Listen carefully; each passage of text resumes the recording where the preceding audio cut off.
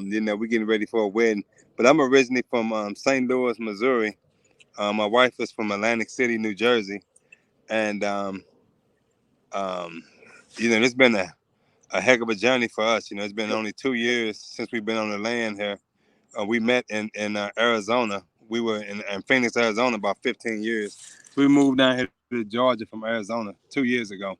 Um, it was actually 2 years ago, February the 16th, when we closed on this property. And it's been just a remarkable journey for us. We didn't know nothing about homesteading. We knew nothing about growing food.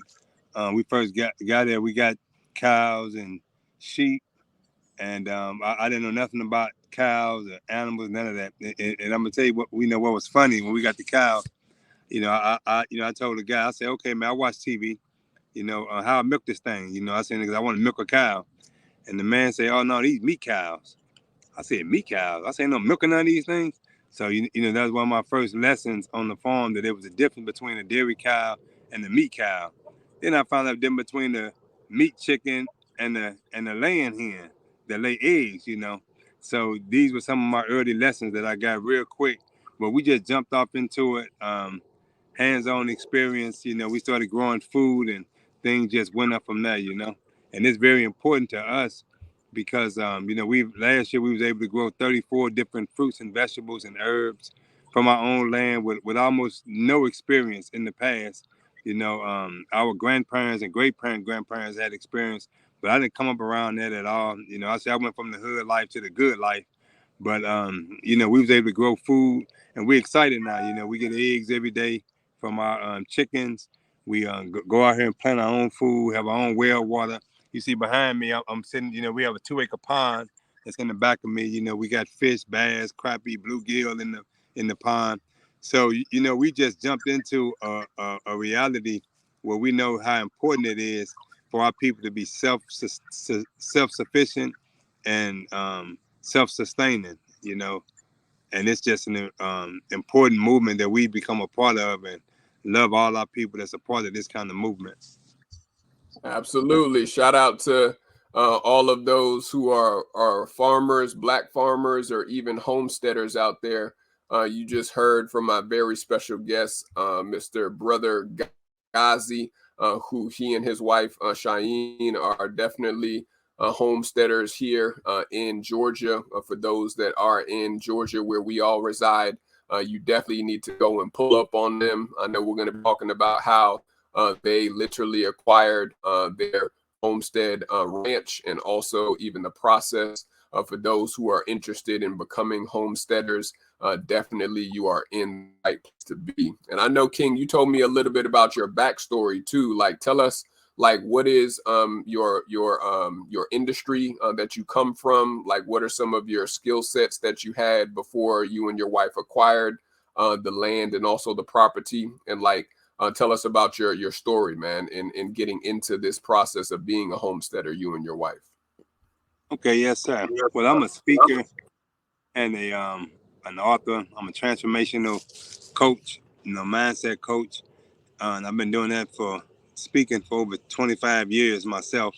My wife, she's a financial coach. She's real big in credit and financial literacy, investing. And, my background is straight from the streets. Hers, military, more academia. Going out a little bit. Say that last part one more time. Okay, I was saying that she and I came from different sides of the train, but together, we made just a dynamic team, together. But the story of how we got there, Cheyenne and I have been married 4 years, and when we first got married, she got pregnant early on in the marriage, and it was a highly anticipated pregnancy because she was diagnosed with polycystic ovarian syndrome at a young age, and they told her that she wasn't gonna have any children, and she had got pregnant once and have a 14-year-old. When she got pregnant with that child, they told the doctor said it was a fluke. It was 1 in a billion chances. It'd never happen again. And I joke with it because I had 9 children. And I said, well, God knew who to put you with, because if I can do nothing else, I can make some babies. So when she and I got married, sure enough, early on in the first few months, she got pregnant. And it was highly anticipated for her, because when she was 16, she had a dream that she had a little girl, and she saw herself playing with that little girl in the yellow dress on the bed. And this when she was 16 years old. Well, when she found out through the ultrasound that it was a little girl, she was ecstatic. And in her mind, was the fulfillment of God's promise. And she was on social media showing her little stomach off. And she every day she's showing me her stomach. I'm like, baby, it don't look no bigger today than it did yesterday. It looked just the same to me, right? And but she was so happy and so excited and really into that process, but the baby wound up dying. It was stillborn in 24 weeks. The baby had died, and Cheyenne actually gave birth to this lifeless child. And she laid in the bed with this child for about 4 or 5 hours. She went to sleep with this baby, dressed this baby, talked to this baby, and the doctors and I just gave her space, because we knew that she needed that space for healing. Well, right after this event right here, rather than stay in that place of mourning and grief, we decided to start a nonprofit organization in honor of the little girl. Her name would have been Kayaneh. And we had rented a place in Phoenix, Arizona. It looked like the Taj Mahal, a very beautiful building. And we honored 24 other sisters who lost children through miscarriage and stillbirths. And we put crowns on these women's heads. We lost we put crowns on these women's heads. We put all these baby names and plaques. We told the servants to serve them like they queens. They shouldn't want for nothing. And right after we honored these women, we had speakers come in. We had a dinner for them. We catered a dinner for them because we wanted to honor other women who had gone through similar pain. And right after we honored these women, about a month later, Cheyenne gets pregnant again with Lil Ghazi. And he was born December the 10th. He'd be 3 years old on December the 10th. And this from a woman that the doctor said that she wasn't going to have no children. And she had got pregnant twice in practically 1 year. And then, Lil Ghazi was born. And that experience shifted us. It made us look at life a little bit different. And initially, we was going to buy an RV and travel the country for a year. But we listened to a clip from the Honorable Minister Louis Farrakhan talking about land and the value of land. And so I looked at it, I said, no, we ain't gonna get no RV, let's get some land. And I flew down here because we wanted to come back south.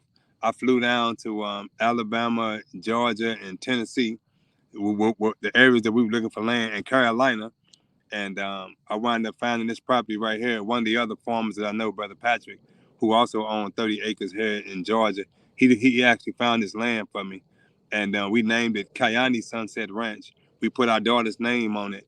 And the idea behind it was that Kayaneh died, but something was still born inside of us, a sense of purpose, a mission, and a vision. So even though she was still born, something was still born in us. And since we've been here over the last 2 years, we've had several thousand visitors.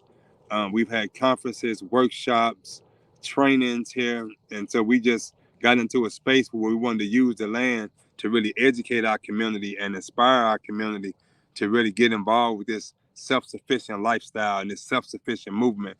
And we've collaborated and met people from across the country. And it's been just a remarkable journey.